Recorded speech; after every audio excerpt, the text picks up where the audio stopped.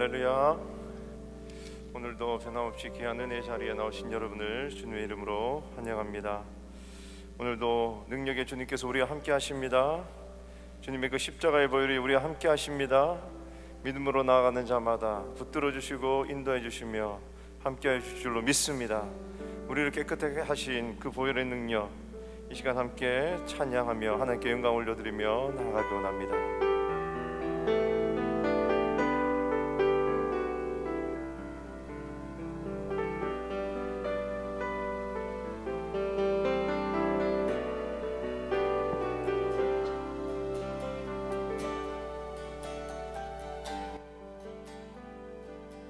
모든 능력과 모든 권세 모든 것 위에 뛰어나신 주님, 세상이 측량할 수 없는 지혜로 모든 만물 창조하셨네.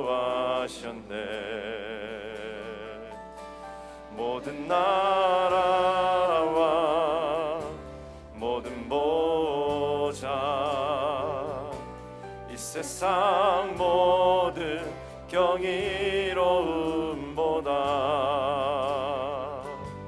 이 세상 모든 값진 보물보다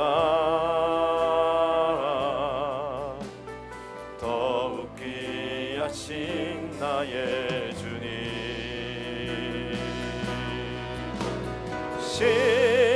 십자가 고통당하사 버림받고 외면당하셨네. 짓밟힌 장미꽃처럼 나를 위해 죽으셨네. 나의 주, 모든 능력과 모든 권세 모든 것 위에 뛰어나신 주님, 세상이 측량할 수 없는 지혜로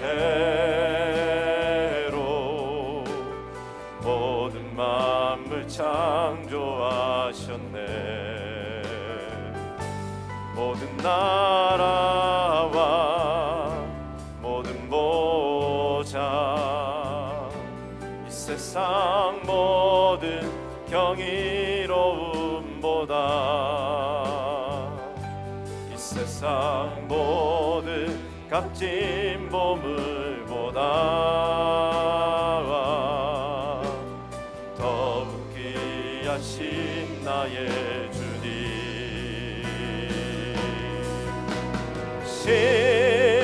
십자가 고통당하사 버림받고 외면당하셨네. 짓밟힌 장미꽃처럼 나를 위해 죽으셨네. 나의 주, 십자가 고통당하사 버림받고 외면당하셨네. 짓밟힌 장미꽃처럼 나를 위해 죽으셨네. 나의, 다시 한번 더 능력의 십자가를 선포합시다. 십자가 고통당하사 버림받고 외면당하셨네. 짓밟힌 장미꽃처럼 나를 죽으셨네. 나의 주 짓밟힌 장미꽃처럼 나를 위해 죽으셨네. 나의 주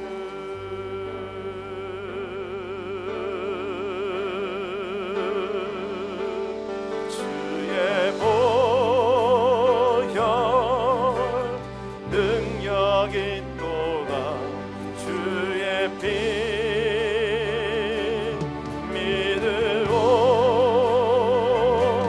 주의 보혈 그 어린 양의 매우 귀중한 다시 한 번 더 고백합시다. 주의 보혈 주의 보혈 능력이 또다 주의 피 믿으오. 주의 보혈 그 어린 양의 매우 귀중한 피로다.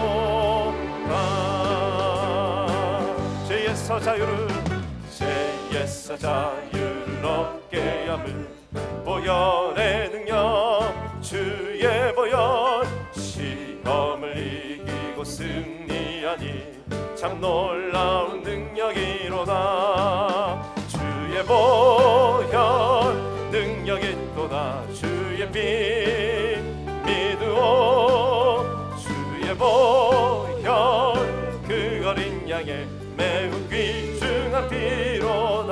육체의 정욕을 이길 힘은 보혈의 능력 주의 보혈 정결한 마음을 얻게 하니 참 놀라운 능력이도. 눈보다 더 이게 밝히는 것 보혈의 능력 주의 보혈 부정한 모든 것 밝히시니 참 놀라운 능력이로다. 주의 보혈 능력이 또다 주의 피 믿으오. 주의 보혈 그 어린 양의 매우 귀중한 피 주의 보혈 능력이 또다 주의 피 믿으오. 주의 보혈 그 어린 양의 매우 귀중한 높은 목소리로 구주의 복음을 전할 제목 보혈의 능력 주의 보혈 날마다 나에게 찬송 주니 참 놀라운 다시 한 번 더 선포하며 나갑니다. 구주의 복음을 전할 제목 보혈의 능력 주의 보혈 날마다 나에게 찬송 주니 참 놀라운 능력이로다. 주의 보혈 능력이 또다 주의 피 믿으오. 주의 보혈 그 어린 양의 매우 귀중한 피로 주의 보혈 능력이 또다 주의 피 믿으오. 주의 보혈 그 어린 양의 매우 귀중한 피로 매우 귀중한 피로다. 매우 귀중한 피로다. 매우 귀중한 피로다. 구주의 보혈을 찬양합니다. 우리를 새롭게 하시는 능력 오늘도 역사하실 줄로 믿습니다. 할렐루야.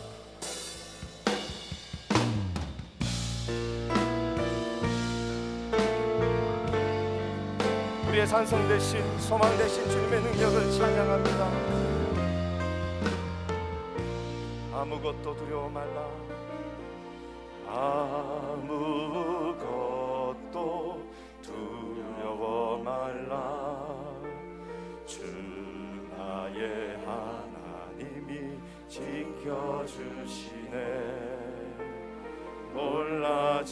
마라 겁내지 마라 주님 나를 지켜주시네 아무것도 두려워 말라 아무것도 두려워 말라 주 나의 하나님이 지켜주시네 놀라지 마라 겁내지 마라 주님 나를 지켜주시네 내 맘이 힘에 겨워 지칠지라도 주님 나를 지켜주시네 세상에 험한 풍파 몰아칠 때도 주님 나를 지켜주시네 주님은 나의 산성 주님은 나의 요새 주님은 나의 소망 나의 힘이 되신 여호와 내 맘이 힘에 겨워 내 맘이 힘에 겨워 지칠지라도 주님 나를 지켜주시네 세상에 험한 풍파 몰아칠 때도 주님 나를 지켜주시네 주님은 나의 산성 주님은 나의 주님은 나의 소망 나의 힘이 우리 힘이 되신 여호와께 두 손 들고 고백합시다 주님은 나의 산성 주님은 나의 오 주님은 나의 요새 주님은 나의 소망 나의 힘이 두 손 드신 채로 우리 한번 주여 외치시고 나의 힘이 되신 여호와께 기도하며 나아갑니다 주여 우리의 소망 되신 우리의 산성 되신 우리의 요새 되신 나의 힘이 되신 여호와만을 바라보며 의지하며 나아가오니 주여 자정하여 주시옵소서 주여 다스려 주시옵소서 주여 갈 길을 보여주시고 갈 길을 인도하여 주실 때에 주여 순종하겠습니다 주님 오늘도 말씀을 주시옵소서 주님 그 말씀 붙들고 나가겠습니다 이 험한 세상 험한 풍파 이 혼란 모든 것 주여 주의 말씀으로 승리하며 나가기 원하오니 성령 하나님 역사하여 주시옵소서 성령 하나님 우리의 마음을 조정하여 주시고 세상 가운데 하나님 아버지 그 말씀 위에 중심 서고 하나님 말씀 붙들고 승리하는 우리 모두 될 수 있도록 주님 인도하여 주시옵소서 나의 힘이 되신 여호와여 내가 주를 사랑하나이다 주님이 우리의 산성이 되시고 반석이 되시고 우리의 뿔이 되시며 우리를 지키시는 자가 되신 것을 감사합니다 무슨 문제가 우리를 향하여 닥쳐올지라도 어떠한 바람이 불어올지라도 주 안에서 강건해지는 우리 모두가 되게 하여 주시고 주의 부르심과 목적을 향해 힘차게 달려나갈 수 있는 저희 모두와 저희 교회가 되게 하여 주시옵소서 이 새벽에도 귀한 예물을 주님께 올립니다 믿음으로 정성을 다해 올리는 손길을 꼭 기억해 주시고 하나님의 특별하신 은혜와 축복이 그 가정 가운데에 그 삶 가운데 임하게 하여 주시옵소서 예수님의 이름으로 기도하옵나이다 아멘 할렐루야 오늘도 귀한 기도의 자리에 나오신 여러분들 진심으로 환영합니다 피곤하고 힘드시죠? 예, 아마 쉽지 않을 것입니다. 새벽에 일어난다는 것 자체가 쉽지가 않고 또 날씨도 추워지고 뭐 또 오미크론 이야기도 들리고 여러 가지가 들려서 그런지 제가 쭉 보니까 조금씩 빠지시는 분들이 계시네요. 근데 제 개인 생각은 그렇습니다. 여러분께서 조심하시는 건 조심하셔야 됩니다. 감기도 조심하시고 마스크 꼭 하시기를 바라고 건강 꼭 챙기시기를 바랍니다. 그렇다고 해서 우리 마음속에 그게 눌려서 두려워하게 되면 그러면 안 됩니다. 그건 크리스찬이 아니에요. 그래서 우리가 항상 온실 안에서 곱게만 자랄 수는 없잖아요. 우리 성경에 보게 되면 그 샤론의 꽃이 나오는데 샤론의 꽃이라고 하는 것이 원래 그 사마리아 언덕과 지중해 사이에 있는 그 지역을 이야기합니다. 그게 피는 꽃인데요. 사실 들판에 피는 꽃이죠. 그래서 백합화가 사막에 백합화가 피듯이 메시아께서 오시면 이 백합화라고 했지만 청초한 꽃이지만 사실 사막에 피는 아주 타프한 환경에 자라는 그런 꽃이 성경이 말하고 있는 꽃입니다. 그래서 우리 크리스찬 삶이 좀 그렇게 됐으면 좋지 않을까라고 생각합니다. 그래서 여러분께서 오늘까지 잘 나오셨는데 내일 하루 남았습니다. 내일까지 완주하시기를 바라고, 혹시 못 나오신 분 계시면은 내일 하루만이라도 다 나오시게 여러분 권면해 주셔서 우리가 첫 주를 주님 앞에 드리자고 시작을 했는데 이것 하나도 다 마치지 못해서 중간에 풍단한다면 어떻게 큰 일을 할 수가 있겠어요? 어떻게 선교를 하고 하나님 나라 이룰 수가 있겠습니까? 그러므로 여러분께서 그렇게 꼭 권면해 주시고 우리 교장님들, 목자님들 좀 권면해 주셔서 다 나오시도록 그렇게 해주시기 바랍니다. 오늘 저녁에 또 우리 기도 있는 거 아시죠? 우리 금요 저녁 특별히 한생명 취재를 위한 중보 기도가 있기 때문에 여러분 꼭 나오셔서 함께 참여해 주시면 좋겠습니다. 하나님 말씀 같이 보겠습니다. 사도행전 20장 1절부터 12절까지인데요. 조금 줄여서 6절까지만 읽도록 하겠습니다. 사도행전 20장 1절에서 6절까지.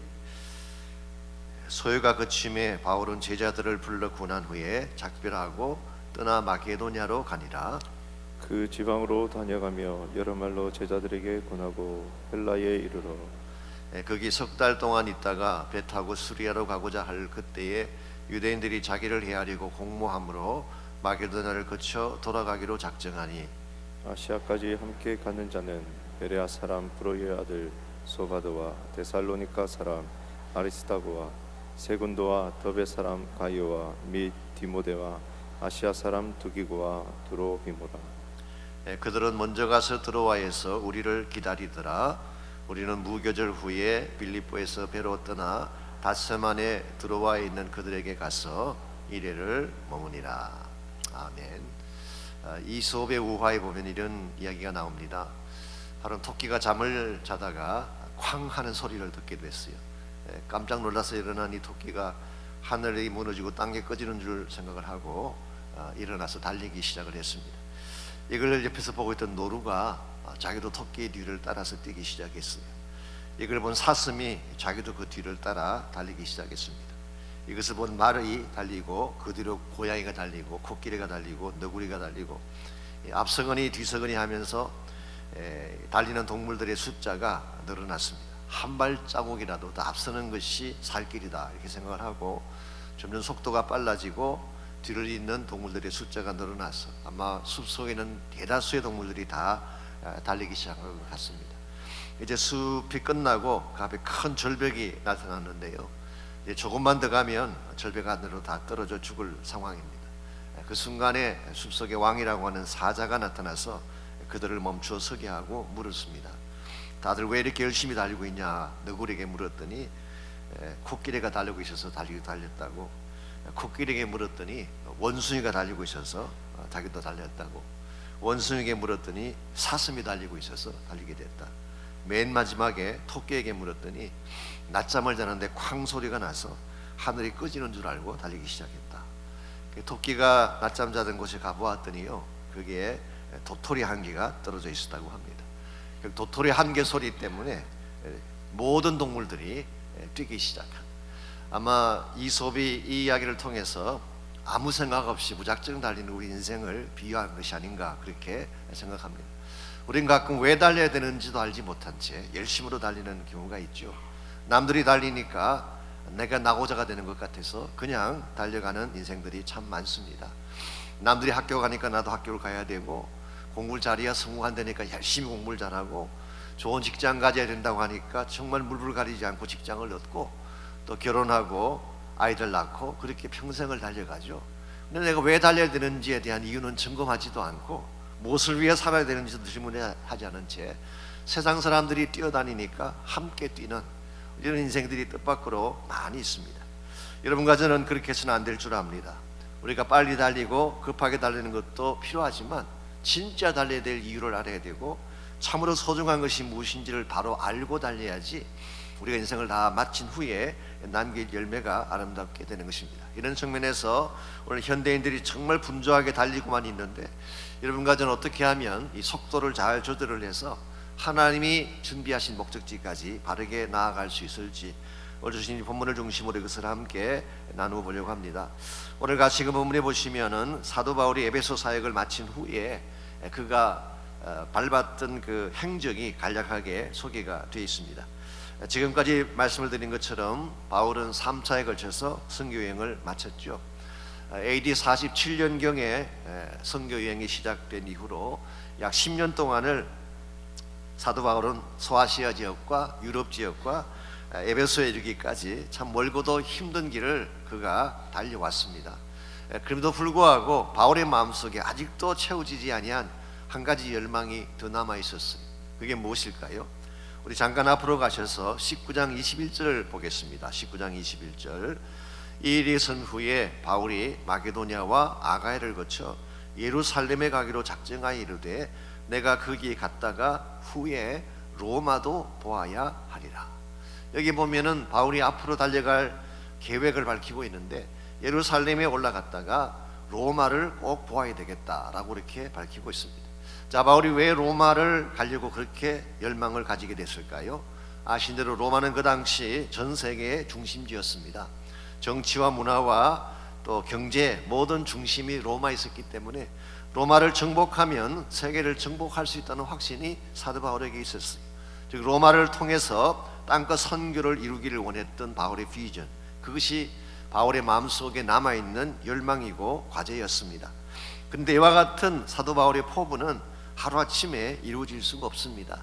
이 포부를 성취하기 위해서는 조율하고 조정해야 될 삶의 과정이 필요했다, 그런 뜻입니다. 그래서 오늘 본문에 보시면은 바울이 그 목적지로 가기 위해서 먼저 택했던 몇 가지 액션이 오늘 본문에 간략하게 나와 있습니다. 먼저 1절 말씀 보시게 되면 그가 택한 첫 번째 액션이 떠나는 거예요. 소요가 그침에 바울이 작별하고 에베소를 떠났다, 그렇게 오늘 성경이 말하고 있죠.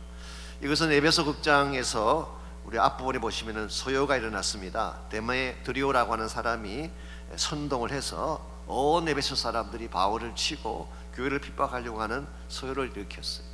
물론 바울이 이와 같은 소요 때문에 에베소를 떠난 것은 사실이지만 더 정확하게 말하면 그것 때문에 떠난 건 아닙니다. 바울이 언제 핍박이 두려워서 도망친 적이 있나요? 그렇지 않습니다. 이제는 사역이 다 끝나고 떠날 때가 되었기 때문에 떠난 거예요. 여러분, 우리가 떠날 때 떠날 줄 아는 것도 좋은 지혜 중에 하나입니다. 그래야지 다음 스테이지로 갈 수 있는 것입니다. 아브라함의 생애도 보게 되면 떠남으로 시작이 됐죠. 갈대우르를 떠남으로 하나님의 약속의 땅을 향해 가게 됐습니다. 이스라엘 민족의 역사도 애굽을 떠남으로 시작이 됐죠. 이런 면에서 여러분과 저의 삶에도 떠남의 액션이 필요합니다. 그러나 떠나는 것으로 끝나서는 안 됩니다. 두 번째로 해야 될 일이 멈출 곳에 멈춰야 되는 것입니다. 멈춤의 시간도 가져야 됩니다. 2절과 3절을 보시면은 헬라에 도착을 합니다. 그리고 약 3개월 동안을 거기에 머물렀다, 그렇게 오늘 성경이 밝히고 있습니다. 나중에 자세히 제가 소개를 해드리겠습니다만은 이 헬라라고 표현한 이곳이 사실 고린도를 말하는 것입니다. 거기서 약 3개월 정도 멈추어 서게 되는데, 바울은 여기에 멈추어 서서 해야 될 일이 있었어요. 예루살렘으로 올라가기 직전에 그가 해야 될 중요한 일이 있었기 때문에 거기에 멈춤의 시간을 가진 것입니다. 그러고 나서 세 번째로 우리 6절에서 12절까지를 보게 되면 드로아로 가서 말씀을 강론하고 자기 마음속에 있던 모든 것을 다 쏟아내는 일을 했어요. 그래서 떠날 때는 떠나고 멈출 때는 멈추지만 멈춘 후에는 정말 내가 쏟아야 될 곳에 가서 나의 모든 것을 쏟아내는 것, 이게 바울이 선택한 준비의 과정에서 선택했던 액션이라고 할 수가 있습니다.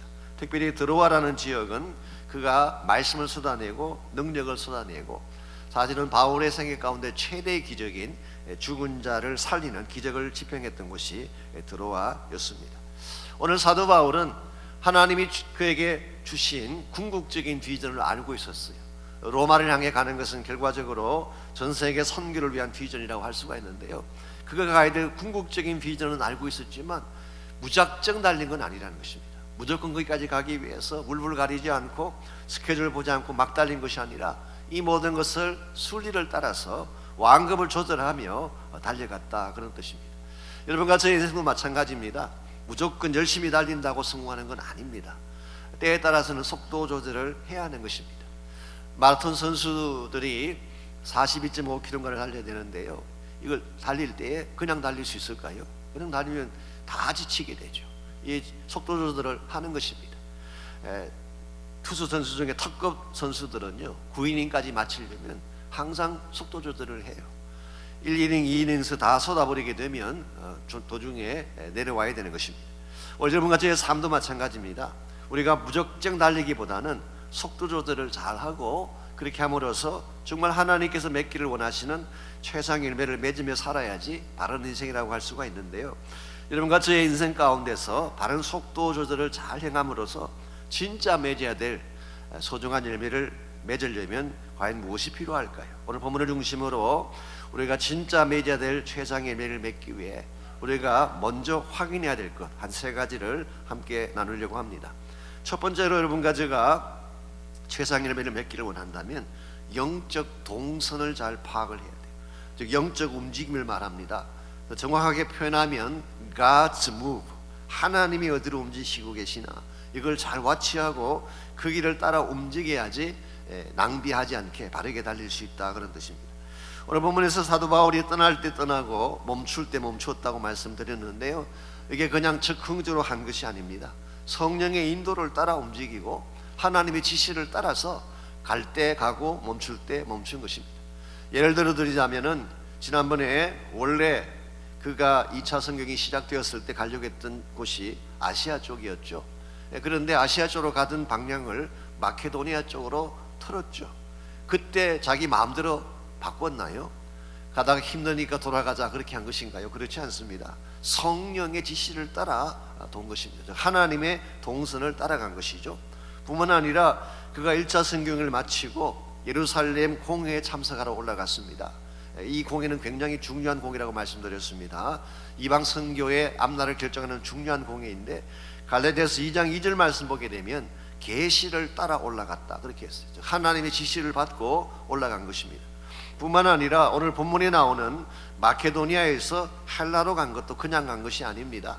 고린도서 16장 7절에 보게 되면 주께서 만일 허락하시면 너에게로 가리라. If God permits, then I will go. 그렇게 말씀하셨어요. 이와 같이 바울은 무슨 일을 행하든지 자기 마음대로 행한 것이 아니라 성령의 지시를 따라 하나님의 움직임을 따라 행했기 때문에 그는 바르게 사역할 수가 있었고 결과적으로 좋은 열매를 맺는 것이 가능했던 것입니다. 여러분이 출애굽기나 민수기를 공부해 보시게 되면 이스라엘 백성이 움직일 때에 무엇을 따라 움직이는지가 나와 있죠. 성막 위에 떠 있는 구름을 보고 움직인 것입니다. 성막 위에 구름이 떠오르면 그들은 길을 떠났죠.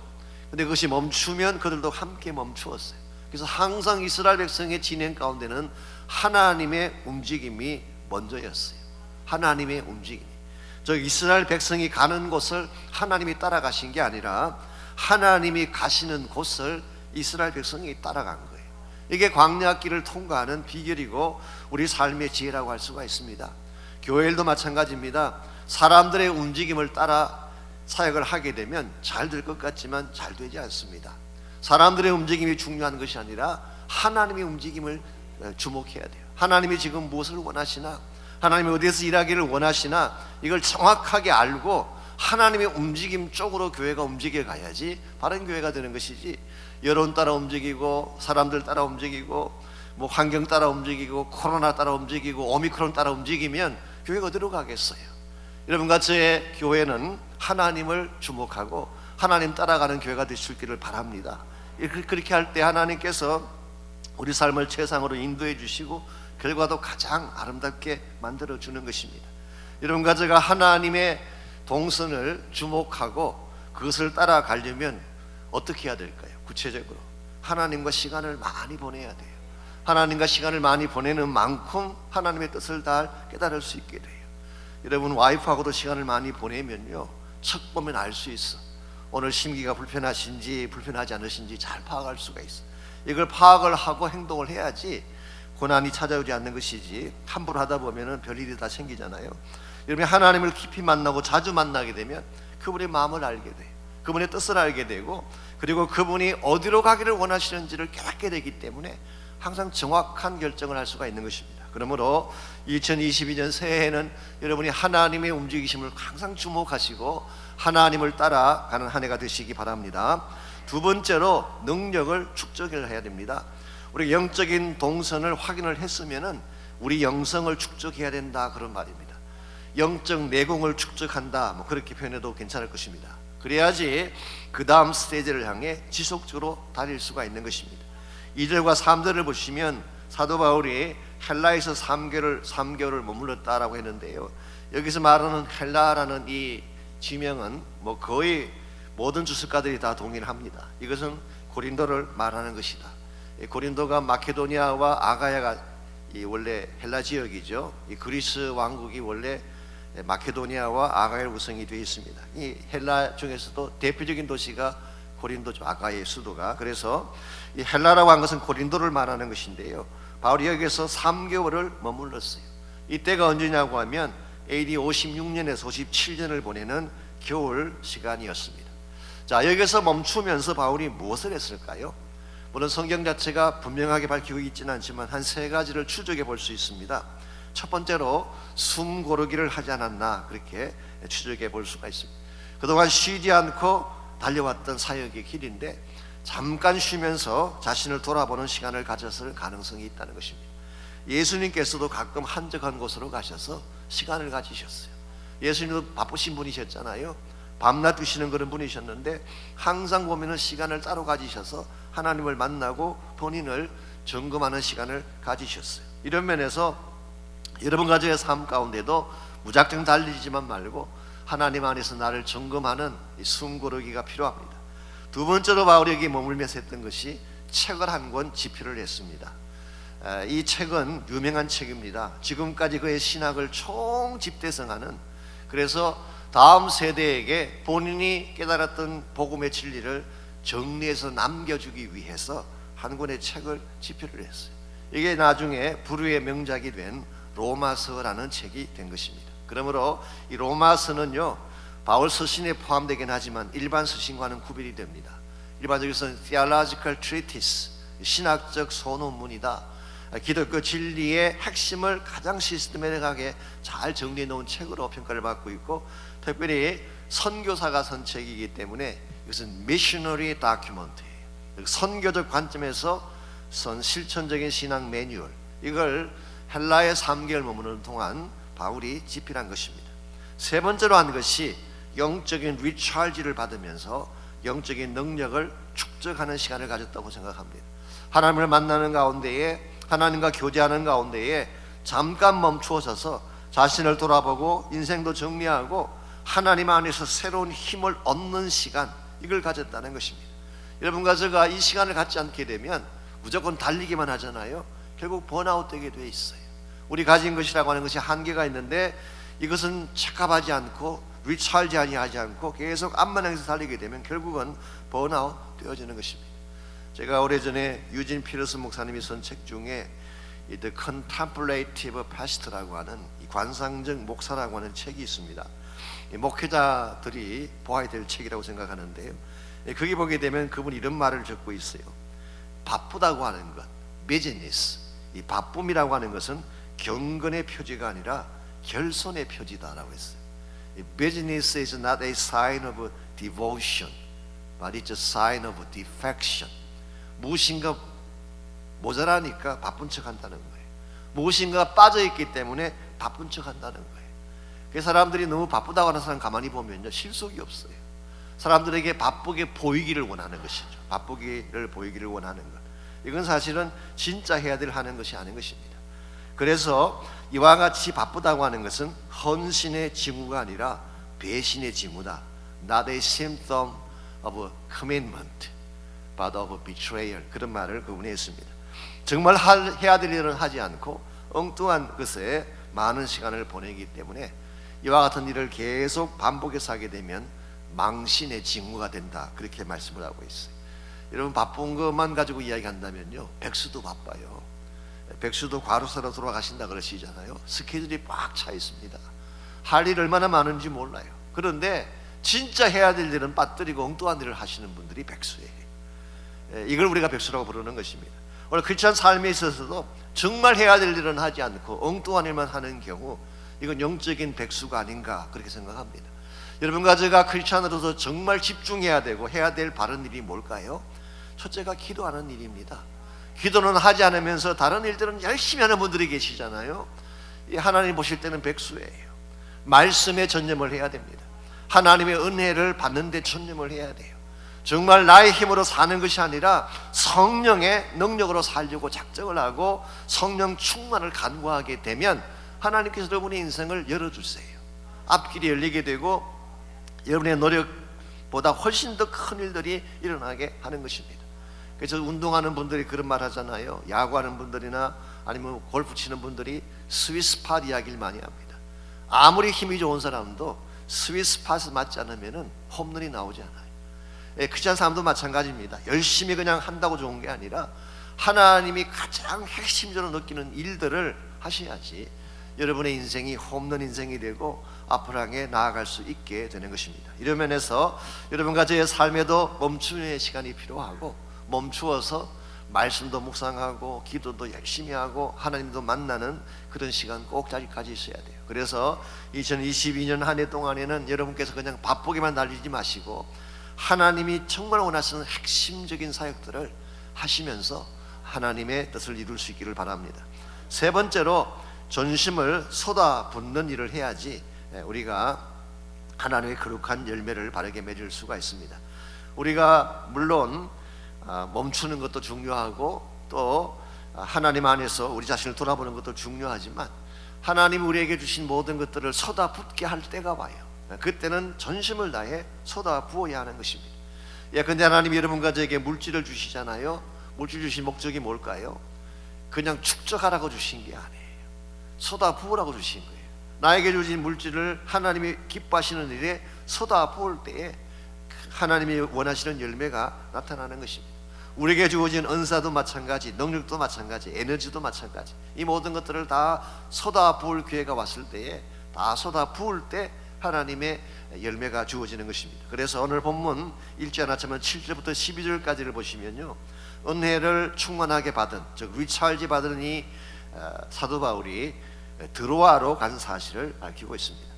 자, 거기에서 안식 후 첫날이 왔습니다.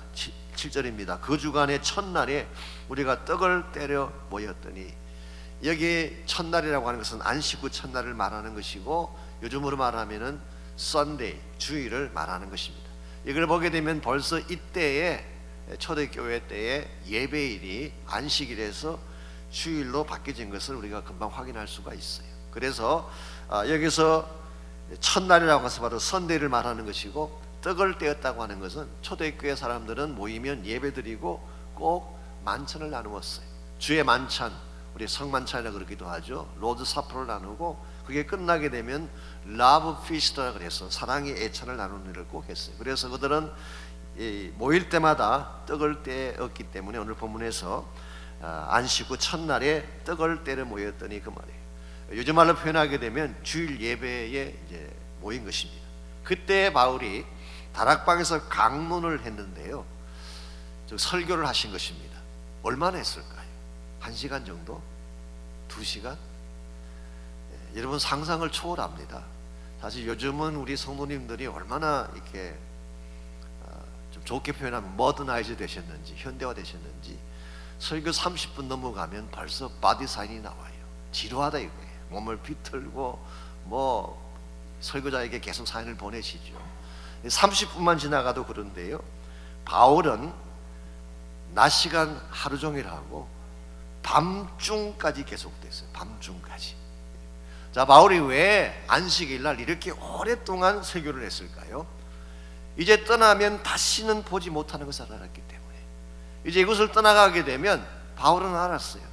다시는 이곳으로 돌아오지 못한다는 걸 알았고, 실제로 바울은 예루살렘에 올라갔다가 체포당하고 가이사라에서 2년간 옥살이하고 로마로 호송이 되어 가서 로마에 투옥을 당합니다. 그래서 바울은 오늘 이 여행이, 드로아를 향해 가는 이 여행이 이들을 볼 수 있는 마지막 기회다. 그는 이 사실을 알고 그가 떠나기 전에 쏟아부을 것을 다 쏟아부은 것입니다. 그래서 아마 진액을 다 쏟아서 하나님 말씀을 선포하고 종일토록 그 마음속에 있는 모든 것들을 다 쏟았어. 그 남아있는 제자들에게 그 말씀을 남기기를 원하셨어요. 근데 이와 같이 강론을 오래 하는 과정에서 한 가지 일이 벌어지게 되죠. 9절입니다. 유드고라는 청년이 창에 걸터 앉아 있다가 깊이 졸더니 바울이 강론하기를 더 오래 하며 졸음을 이기지 못하여 3층에서 떨어지거늘 이렇게 보니 죽었는지라 라고 했어요. 제가 언젠가 소개해드렸죠. 이걸 보면 목사들은 위로를 받는다고. 바울이 설교해도 졸 수 있구나. 바울 같은 사람이 설교해도 조는 자가 있다는 건 굉장한 위로가 되죠. 근데 너무 길었기 때문에, 너무 오랫동안 했기 때문에 한 청년이, 제 생각에는 졸려고 좋은 게 아니라 너무 피곤하다 보니까 아마 잠깐 잠에 빠진 것 같습니다. 근데 한 가지 다행스러운 것은요, 창에 걸터 앉긴 걸터 앉지 안쪽으로 앉았던 것 같아요. 여러분, 졸더라도 교회 안에 들어오셔서 조셔야 돼요. 이 바깥에서 조시면 바깥으로 떨어지게 되면 회복할 길이 없어요. 그래서 다행히 그래도 안쪽에 앉아있다 졸아서 떨어졌기 때문에 바울이 즉각 그걸 보고 내려가서 그를 다시 살려주는 기적을 행했습니다. 여기 보면 분명히 죽었는지라 라고 했고요, 죽었는지라 라고 했고, 10절에 보시면은 바울이 내려가서 그 위에 엎드려 그 몸을 안고 말하되 떠들지 말라, 생명이 그에게 있다 하고 올라가 떡을 떼어 먹고 오랫동안 곧날이 새기까지 얘기하고 떠나니라. 사람들이 살아난 청년을 데리고 가서 적지 않게 위로를 받았더라. 여기에 바울이 지금까지 행한 기적 중에 가장 큰 기적, 죽은 자를 살리는 기적을 행했어요. 어떤 성경학자들은 죽은 게 아니라 기절한 것을 살린 것이다, 그렇게 설명하는 분들도 계세요. 자꾸 그렇게 설명하려는 의도가 뭔지 아시죠? 성경에 나오는 기적을 좀 부인하고 싶은 거예요. 이 초자연적인 것들은 가능한 빼고 싶은 마음 때문에 그런 해석을 하시는데요, 오늘 이 본문을 기록한 누가의 직업이 뭔지 아십니까? He was a medical doctor, physician이었어요. 그러므로 의사의 시각에서 본 것이기 때문에 정확해요. 의사분들은 사망 진단서까지 끊을 수 있는 분이에요. 그러므로 누가가 죽었다고 하면 죽은 거예요. 실제로 죽었던 그 청년을 이 바울이 다시 살게 하는 것. 자, 여기서 우리가 한 가지 정리할 것이 있습니다. 정말 말씀을 다 쏟아부으면, 나의 전심을 다 쏟아부으면 이런 기적이 일어난다는 것입니다. 우리가 사실은 전심을 쏟아붓지 않기 때문에 진정한 차원의 기적도 일어나지 않고 우리 크리스찬 삶이 시시한 것처럼 보일지 모르지만, 정말 여러분이 한번 전심을 다 쏟아부어보세요. 나의 모든 걸 다 걸고 말씀을 쏟아붓고 사랑을 쏟아붓고 기도를 쏟아붓게 되면 그때 기적이 일어나기 시작합니다. 새로운 일들이 벌어지기 시작해요. 여러분, 물이 몇 도에 끓는지 혹시 아십니까? 물이 끓는 온도 습시 100도죠. 그럼 99도가 되면 끓을까요, 안 끓을까요? 안 끓습니다. 99.9도가 되면 끓을까요, 안 끓을까요? 안 끓어요. 100도가 돼야 끓어요. 오늘 많은 사람들이 기도하다가 중단하는 이유가 뭔지 아십니까? 99%까지 해보고 안 되니까 스탑하는데요, 차야 나와요.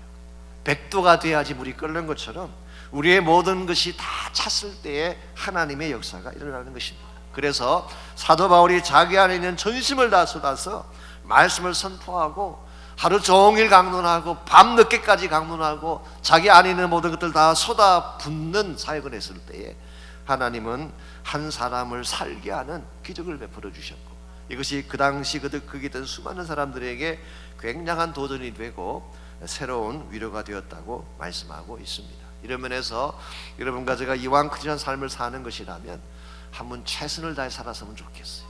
기도할 때 전심을 다해 한번 기도해 보세요. 그냥 기도하는 것하고 제단을 적시며 전심을 다해 부르짖는 것은 역사가 달라요. 사랑하되 나의 전심을 쏟아부어 사랑할 때에 열매가 나타나는 것입니다.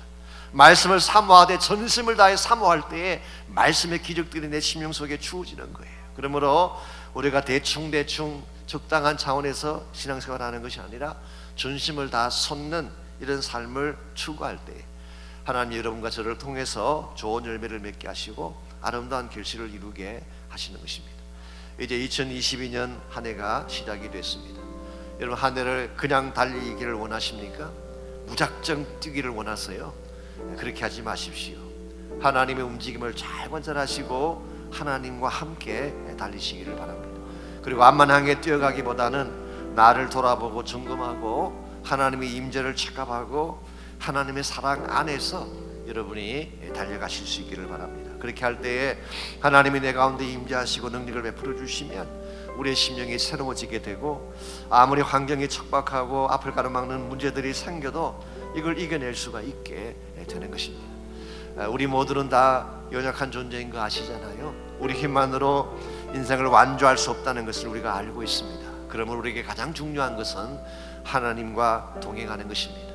하나님 우리와 한순간도 놓치지 않고 여러분과 함께 동행해 주실 때에 여러분이 힘든 일을 당해도 일어날 수가 있고 낙심해도 다시 회복이 가능하고 하나님의 목적을 향해 달려갈 수가 있게 되는 것입니다. 이런 의미에서 우리가 정말 간구해야 될 가장 소중한 기도는 하나님의 사랑이 내 안에 임하는 것입니다. 주님의 사랑을 경험하고 그 사랑의 권세와 능력 가운데 살아가는 것, 이게 가장 소중한 우리의 갈망이요 기도 제목이 되어야 합니다. 우리 인생길이 결코 쉽지 아니하지만 날 사랑하시는 그분이 우리와 함께 가실 것이기에 또 그분이 무슨 일을 당하든 도와주실 것이기 때문에 여러분 염려하지 말고 한번 이 새해를 날 사랑하시는 그분과 함께 전심을 다해 달려갈 수 있도록 헌신하고 결단하시면 좋겠습니다. 우리 이제 같이 한 목소리로 기도하겠습니다. 이 시간 우리의 인생에 새날을 주신 하나님께 감사드리고 2022년이라고 하는 한 해를 우리에게 주셨는데 무작정 달리지 않게 하시고 주와 함께 달리게 달라고 기도하시기 바랍니다. 주님의 인도하심과 성령의 권세와 능력 가운데에 하나님이 나를 부르신 목적을 향해 바르게 달려가는 한 해가 되게 하셔서 이 한 해의 삶을 통하여 하나님이 기뻐하는 열매를 맺고 주의 비전을 성취하는 한 해가 될 수 있도록 우리 한번 다같이 한 목소리로 기도하겠습니다. 살아계신 하나님 감사합니다. 하나님께서 우리를 사랑해 주시고 우리를 불러주셔서 하나님의